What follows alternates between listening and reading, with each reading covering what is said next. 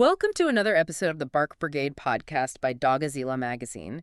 Today, we will talk about another important topic and offer you a guide if your dog have a dementia. Yeah, and to really get into this, I think we need to paint a picture of what this actually looks like for you at home. Right, exactly. So Yeah. picture this. It's like 3 o'clock in the morning, right?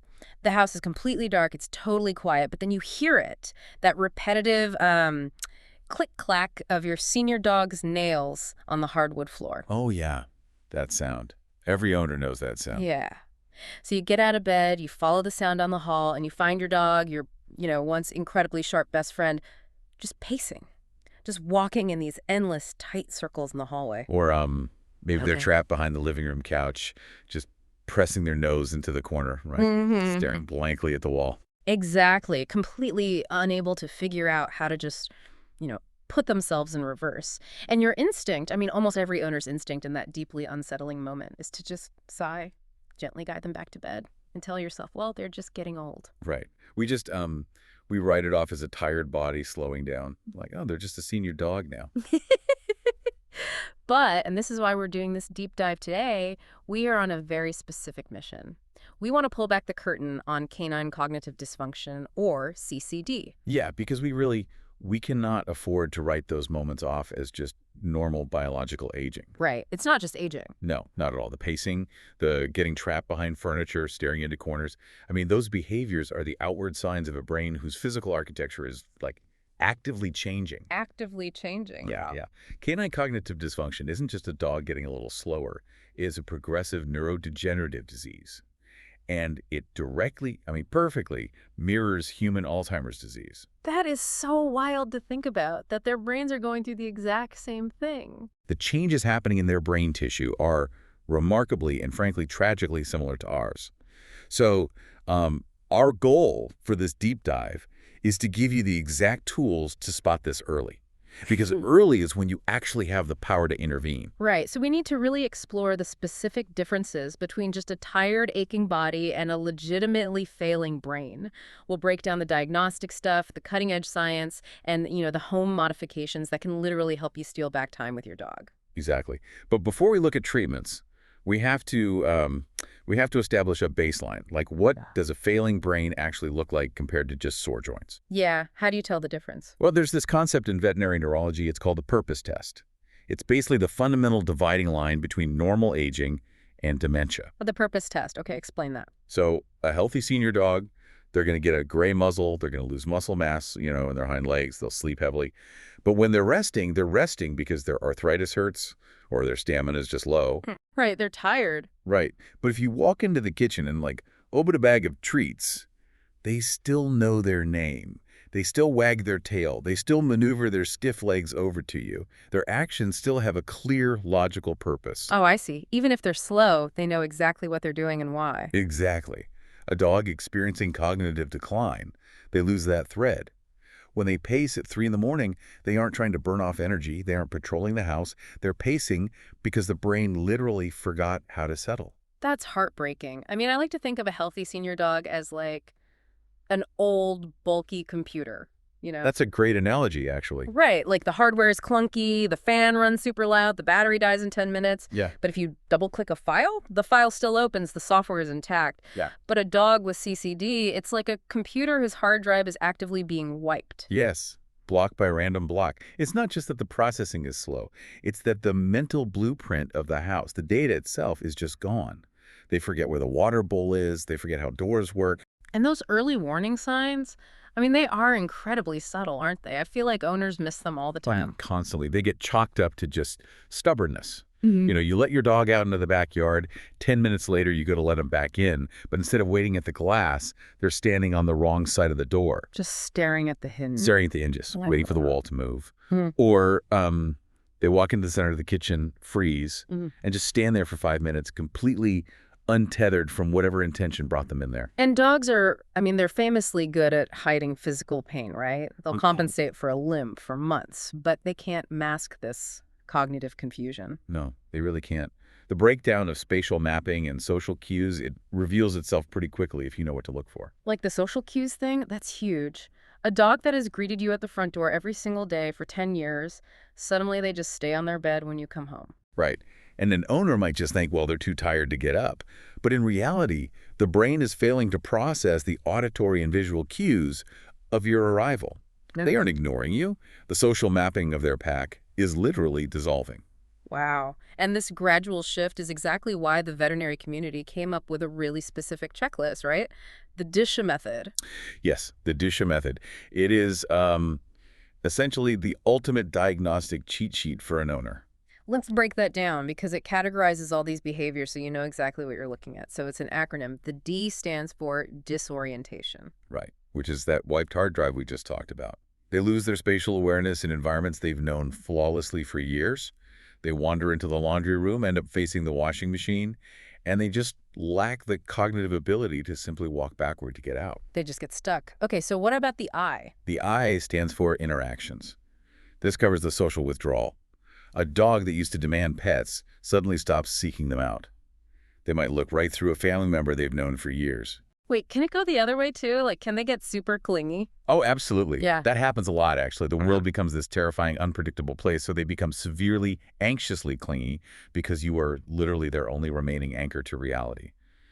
But withdrawal is definitely the more common presentation. Okay, so then we have the S, which is sleep-wake cycle disruption. And from an owner's perspective, this sounds like the most brutal symptom to manage. It breaks people. A healthy older dog sleeps more during the day, but they still sleep solidly through the night. A dog with CCD experiences a total fracturing of their internal clock. So they might sleep 20 hours straight during the daylight, like totally comatose, and then wake up at midnight fully alert. Exactly. Pacing the hallways, barking at shadows, panting heavily, just totally unable to self-soothe. God, that sounds exhausting. Okay, the H in the acronym is house soiling. And this one requires a massive shift in perspective, doesn't it? It really does. When a dog who has been impeccably house-trained for a decade suddenly starts peeing on the living room rug, it is deeply frustrating. But you have to realize, they are not acting out. They aren't being spiteful. Right. The neurological pathways that hold the memory of potty training have physically degraded. Exactly. They might even feel the physical urge to go, but they can no longer sequence the steps required to go to the back door, signal to you, and go outside. The connection between the urge and the location is just severed. So the first A stands for activity level changes, but we're looking for a very specific type of activity here, right? Yeah, aimless wandering. A healthy dog gets up to get a drink of water. A dog with dementia will walk a repetitive oval pattern in the dining room over and over again, sometimes for hours, without any destination. And the final A is anxiety and fear, because their brain struggles to process incoming sensory data, right? Right, so totally benign. Familiar objects suddenly become terrifying threats. The vacuum cleaner that's been in the closet their entire life might suddenly trigger a full-blown panic attack. You see them shaking, desperately trying to scramble away on the floor.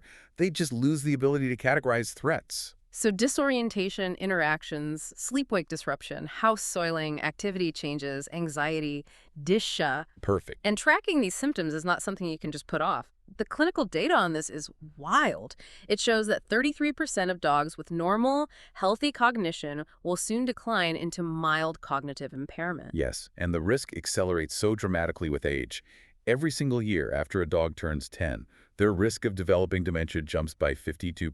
52% every year. That's not just some rare anomaly. It's a statistical probability. It means regular neurological screening needs to be treated with the exact same urgency as checking an older dog's heart or kidney values. You can't just casually dismiss these subtle quirks. Early intervention hinges on catching that shift. But practically speaking, I mean, if I'm at home and my 12-year-old dog ignores me when I call him from the kitchen, how do I know if his brain is failing? Or if he just has a massive ear infection and literally can't hear me? That is the core challenge. Because physical ailments can perfectly mimic cognitive decline, right? It seems dangerously easy to misdiagnose this at home. You're totally right. You have to actively play detective and separate true CCD from the physical mimics. Blindness and deafness are the two biggest tricksters here. Right. An owner sees their dog bumping into the coffee table and immediately assumes it's dementia. But you can test for sensory loss right in your living room. For blindness, a dog losing their vision will heavily rely on their other senses to compensate.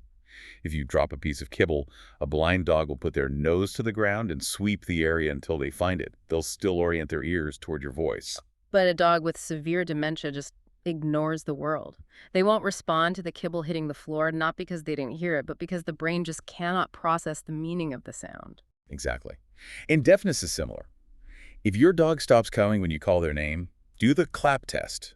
Stand directly behind them while they're facing away from you and clap your hands as loudly as you can. If their ears twitch or if they flinch, then their auditory hardware is perfectly fine. The fact that they aren't coming to you is a neurological failure to process their name. Right.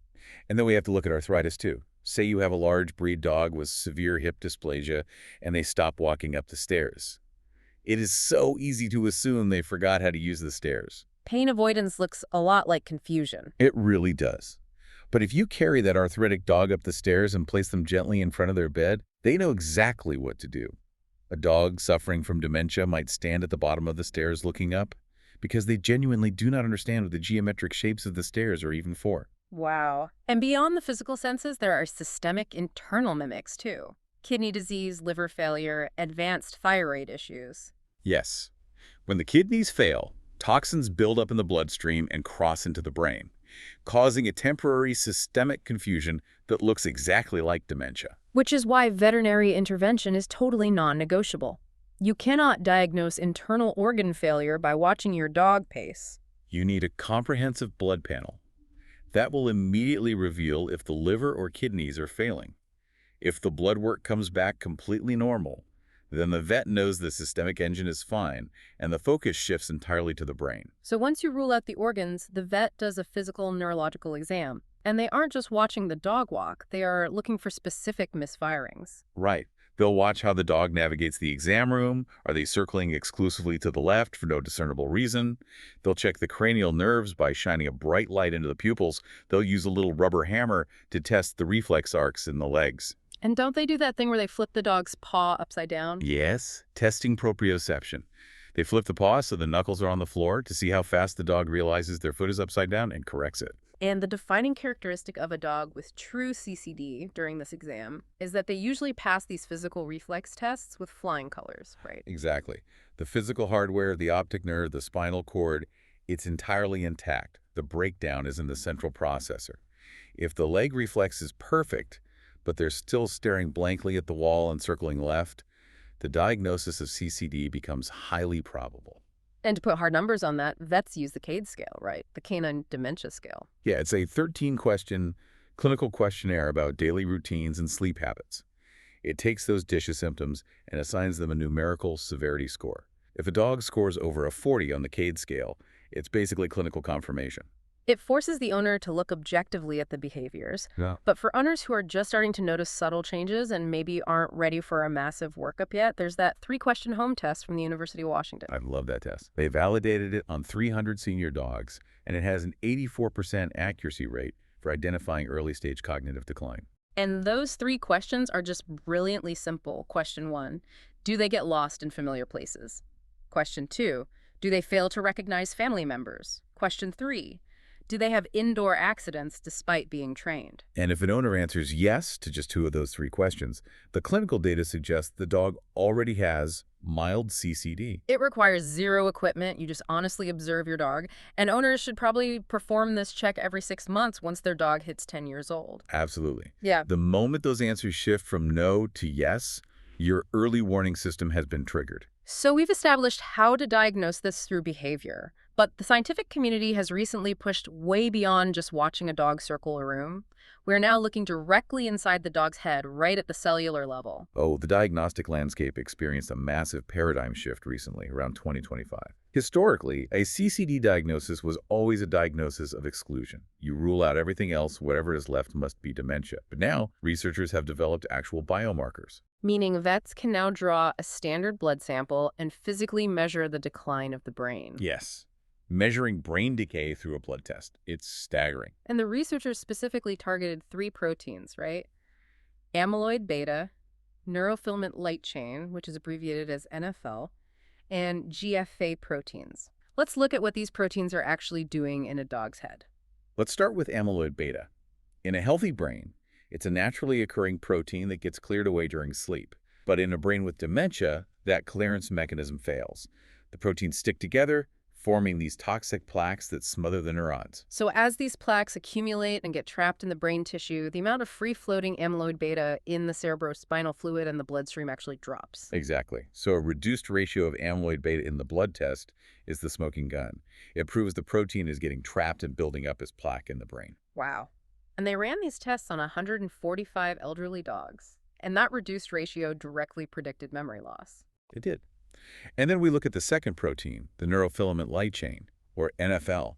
Think of NFL as a structural protein. It acts like the scaffolding inside a healthy nerve cell, giving it shape and stability. So if the NFL is supposed to be inside the cell, finding it floating in the blood means the cell has burst. Precisely. When a neuron dies, it ruptures, spilling that NFL scaffolding into the surrounding fluid, which eventually enters the bloodstream. High levels of NFL indicate active, ongoing brain cell death. And GFAP operates similarly, right? It's a structural protein in astrocytes, which are support cells in the brain. High GFE means severe neuroinflammation. Right. And the combination of these markers doesn't just give a yes or no diagnosis. The levels actually act as a biological crystal ball. A crystal ball? How so? The data showed that high NFL levels combined with low amyloid beta ratios predict how aggressively the disease will spread. A dog with that specific profile will decline twice as fast as a dog with normal ratios. Wow. So that completely changes how a vet approaches the case. You don't take a wait-and-see approach. You immediately initiate aggressive interventions because you know the clock is ticking twice as fast. Exactly. And if the blood test is the check engine light, the advanced MRI scans researchers are using allow us to actually look at the structural wiring under the hood. Right. The 2025 study utilizing diffusion tensor imaging, or DTI. Standard MRI scans just show the gross anatomy, the shape of the brain lobes. DTI goes much deeper. It physically maps the microscopic movement of water molecules inside the white matter tracts, which are the communication cables connecting the brain. I picture the white matter tracts in a healthy brain, like a bundle of perfectly straight, intact drinking straws. When water flows through them, it moves in a highly organized direction. But in a brain with dementia, it's like taking that bundle of straws, crumpling them up, and poking holes in them. That is a perfect visualization. The scanner actually tracks that chaotic water diffusion. They scanned 22 senior dogs and found this disorganized pattern heavily concentrated in two specific areas, the hippocampus and the frontal lobes. And the damage there perfectly explains the symptoms. The hippocampus is the brain's grand central station for memory formation and spatial navigation. Right, so when the white matter tracts there break down, the dog literally loses the ability to map a room. That's why they walk into the laundry room and can't find the door. And the frontal lobes are responsible for complex decision-making and problem-solving. When those decay, the dog loses the ability to strategize a way out of a corner. They can't conceptualize walking backward. They just keep pressing forward into the wall. The physical destruction dictates the behavioral failure, and we're even mapping the root cause down to the genetic level. Yeah, that Chinese research team studying aging beagles, they pinpointed a massive communication breakdown involving the brain's immune system. Right, they looked at microglia, which act as the brain's garbage trucks. Their job is to find damaged cells and clear them out. But they found a faulty interaction between specific proteins, microglial C1qa, and neuronal CRT signals. It causes a catastrophic error. Instead of targeting debris, the microglial garbage trucks get confused and actively attack healthy synapses. And the synapse is the gap where two neurons communicate. When the immune system destroys it, you sever the communication line. The thought, the command to wag the tail, it's intercepted and destroyed before it can be processed. With the immune system attacking the brain and the amyloid plaques suffocating the neurons, the timeline for this disease is just incredibly unforgiving. A 10-year longitudinal study tracked 120 senior dogs to map this out. The numbers are stark, but owners really need to understand the biological reality. 22% of dogs with mild cognitive impairment advanced to full, severe CCD within a single year. And the progression is heavily age-dependent, right? Dogs over 14 decline 3 times faster than dogs between 10 and 12. 3 times faster. It's an exponential acceleration. And the biological truth is that CCD rarely reverses. Once the neurons die and synapses are destroyed, the brain cannot just regrow them. Biologically, it's a one-way street. But the data does provide a massive beacon of hope.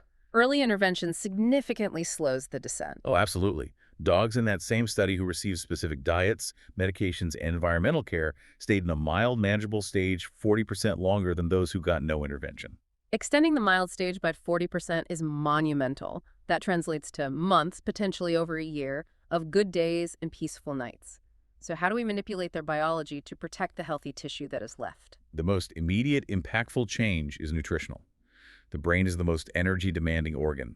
For a dog with dementia, standard fuel no longer works. The primary intervention revolves around medium-chain triglycerides, or MCT oils. MCT oil. It's popular in human nutrition, but it does something highly specific in a dog's feeling brain, because normally neurons use glucose as their primary energy source. Right. But one of the underlying pathologies of dementia is that the brain develops severe glucose impairment. It becomes almost insulin resistant. The neurons are surrounded by glucose in the blood, but they can't absorb it. They're starving to death in a sea of plenty. If a neuron can't absorb glucose, it can't generate the energy to fire a signal. But MCT oil acts as a metabolic bypass. Exactly. When a dog ingests MCT oil, it doesn't go through standard slow digestion. It routes directly to the liver, where it's rapidly converted into molecules called ketones. And ketones are small enough to cross the blood-brain barrier. And more importantly, the starving neurons don't need glucose pathways to absorb them. The ketones flood the brain and provide an alternative emergency power grid. The clinical results are incredibly rapid. A 2025 global review showed dogs consuming therapeutic levels of MCTs showed measurable improvements in memory and focus within just 30 days. You are physically turning the lights back on. That's amazing. And the protocol usually also includes high doses of omega-3 fatty acids, like fish oil, to target the neuroinflammation from those GFA proteins, plus a compound called SAMe, right? Yes, SAM acts as a powerful antioxidant, sweeping up the toxic oxidative stress caused by dying cells. Fuel the brain, reduce swelling, clean up toxins. And alongside nutrition, the medications have advanced. The foundational one vets prescribe is Selegiline, which is FDA approved for CCD. Selegiline manipulates the chemical messengers, primarily targeting dopamine, which is heavily involved in motor control and cognitive processing. As the brain decays, dopamine levels plummet. So Selegiline prevents the breakdown of dopamine, keeping higher levels active for longer. It acts as an amplifier. It doesn't repair dead neurons, but it forces the healthy ones to fire faster. Clinical data shows it provides noticeable relief for about 30% of dogs, significantly reducing confusion and night pacing. And the pipeline for future meds is where that Alzheimer's mirror really shows up. Yeah, testing human Alzheimer's drugs in dogs, like the recent study on a Donepezil depot injection. Donepezil improves acetylcholine levels, another vital neurotransmitter for memory. And the depot injection is brilliant because administering a daily pill to a confused dog is notoriously difficult. The injection is a single shot that slowly releases over 2 full weeks. Trials showed massive reductions in repetitive circling. There was also that fascinating trial out of Japan that tested a compound called Manac on dogs with severe decline. They set up complex physical mazes, and the dogs receiving Manac actually regained the cognitive plasticity to learn new paths with 0 side effects. We are really moving toward a reality where CCD is treated as a manageable chronic condition, like diabetes.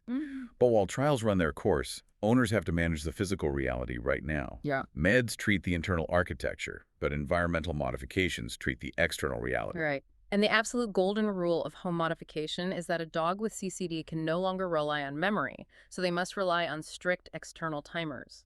Routine replaces memory. If their internal clock is shattered, you have to provide the structure. Breakfast at 7 a.m., walk at exactly 2:00 p.m., dinner at 6:00 p.m.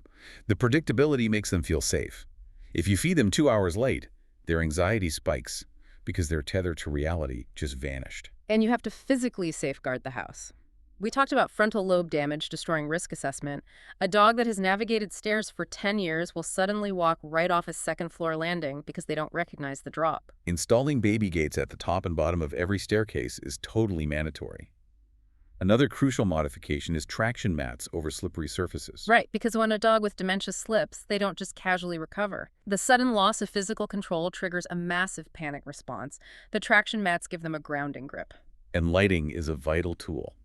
Night lights in every hallway, near their bed, above the water bowl. When they wake up disoriented, the light directs them to resources. Combining these hacks, timers, gates, mats, lighting, can reduce severe anxiety symptoms by up to 70%. You are aggressively adapting the house to fit their broken brain. But even with perfect daytime optimization, biology throws a massive curveball the second the sun goes down. Twilight triggers the most exhausting phase of this disease. Sundowner syndrome. It breaks both the dog and the owner. To understand why they panic at night, we look at a region deep in the brain called the suprachiasmatic nucleus. The suprachiasmatic nucleus acts as the master conductor of the circadian rhythm. In a healthy dog, light signals the nucleus to suppress melatonin and stay awake. As light fades, it signals the pineal gland to release melatonin, walking the brain into sleep. But in a dog with dementia, neurodegeneration destroys the cells inside that nucleus. The conductor leaves the orchestra. As twilight sets in, aging eyes send weak, mixed signals to a damaged nucleus. The brain panics. It doesn't know if it should sleep, hunt, or flee. So they sleep 20 hours during the day and bolt awake at midnight, trapped in a state of neurological hyperarousal. And you cannot train a dog out of sundowning. No, you have to use chemical intervention. The first line of defense is a heavy dose of melatonin, giving 1 to 2 hours before bed. You're flooding the system with the sleep hormone the brain can't produce. But for severe cases, melatonin isn't enough. Dogs will scream for 8 hours straight, wearing their paw pads raw from pacing. Vets prescribe heavy-hitting anxiety meds like trazodone or gabapentin for that, right? Yes. These drugs actively interrupt the neurological panic spirals. A combo of melatonin and trazodone has been shown to stop 90% of severe sundowning episodes within just 3 days. And you combine those meds with a rigidly enforced bedroom routine, move the bed to a quiet corner, away from windows so passing headlights don't trigger them. And the bed needs to be an olfactory safe zone. As vision degrades, smell remains their strongest anchor. Take a t-shirt you've worn all day and place it on their bed. Your scent tells them they are with their pack. Add blackout curtains. Turn on a white noise machine to drown out ambient sounds. Take them out for a strict potty break at 10:00 p.m. And then the slow dimming. Right, because the sudden flip of a light switch is incredibly jarring to their broken suprachiasmatic nucleus. Over 10 to 15 minutes, slowly dim the lamps to manually recreate the natural sunset. When you execute that perfectly, you can drastically reduce nighttime chaos. But managing this spreadsheet of care is relentless. The 7 a.m. breakfast, MCT oil, meds, traction mats, dimming lights, and still getting woken up at 3 a.m. The psychological toll on the owner, the caregiver emotional fatigue, is massive. It's rarely talked about with the honesty it deserves. It destroys an owner's mental health. The dog loses peace, the owner loses sleep. It becomes a vicious cycle of exhaustion. You really have to internalize that when your dog screams at night or pees on the floor, it is not behavioral defiance. It is a biological disease. That's easy to rationalize intellectually, but when it's 4 a.m. and the dog you've loved for 12 years looks at you with total blankness or looks terrified of you, it hurts. The grief of them forgetting you while they are still physically right there is devastating. Exactly. It's incredibly difficult not to take that loss of connection personally. Which is exactly why leaning into the rigid routines protects your own emotional energy. If you follow the clock, you remove the emotional burden of constantly trying to guess what they need. You don't have to analyze their blank stare. You just follow the routine. It requires a fundamental shift in expectations. You have to accept you are fighting a losing battle against biology. The goal is comfort, not a cure. The moment an owner shifts entirely to managing comfort, a massive amount of pressure evaporates. And it allows the owner to prioritize their own rest without guilt. Using heavy meds like trazodone isn't just for the dog. It's a survival strategy for the owner. If the dog sleeps, you sleep. Caregiver burnout helps absolutely no one. Eventually, though, despite perfect routines and meds, biology wins. This forces owners to confront the heaviest question. How do you measure quality of life in a dog whose mind is unraveling? How do you know when it's time to say goodbye? Owners agonize over, can they still feel joy if they don't know who I am? The profound truth is that dementia destroys memory, not emotion. They might forget you 5 minutes later, but in the exact moment you're petting them, they feel safe. If they wag their tail for chicken, they are experiencing genuine, present-tense joy. To quantify that, vets recommend the 3 good things rule. You objectively count 3 moments during the day where the dog is relaxed or happy. Maybe they sunbathed for 20 minutes. If you run out of good moments for 3 consecutive days, it's time to make the call. It's an objective metric, but we also have to evaluate physical red flags. Often, the mind checks out while the body is still functioning, leading to a state where the dog is merely existing, not living. Right, like a complete loss of bladder control, lying in their own urine without caring, refusing all food for 48 hours, the onset of cluster seizures, inability to stand, constant trembling. You can use the CAD scale for end-of-life assessment, too. If the score drops below 20, indicating they can no longer eat independently or walk without falling, the disease has won. Keeping them alive is prolonging agony out of guilt. Dogs die from their bodies failing, not from their minds forgetting. Allowing a dog to remain trapped in a state of constant neurological terror is not an act of love. The final act of love is taking the burden of suffering off the dog and placing the burden of grief on your own shoulders. And whenever possible, in-home euthanasia is the kindest path. Transporting a deeply confused dog to a sterile clinic can induce absolute terror. At home, they can pass in their own bed, wrapped in your scent. There's a bittersweet piece of advice regarding those final hours. Feed them chocolate. Give them the one thing they were never allowed to have. The toxicity doesn't matter anymore. The intense flavor will only bring them joy. You gave them a great life, now you give them a great death. And as we watch scientists map the decay of the canine brain, we are looking at a perfect mirror of human Alzheimer's. The dogs whose decline we manage with such dedication are providing the exact data needed to understand neurodegeneration. By walking our best friends to the end of their journey, we are linking the fate of our two species. The research from their failing minds might be the exact key to saving human minds in the future. Thank you for listening, dear Brigadiers, and if you have any questions, visit the source article on Doggozila Magazine at doggozila.com. That was all for this episode, and until the next time, bye to all listeners of the Bark Brigade podcast.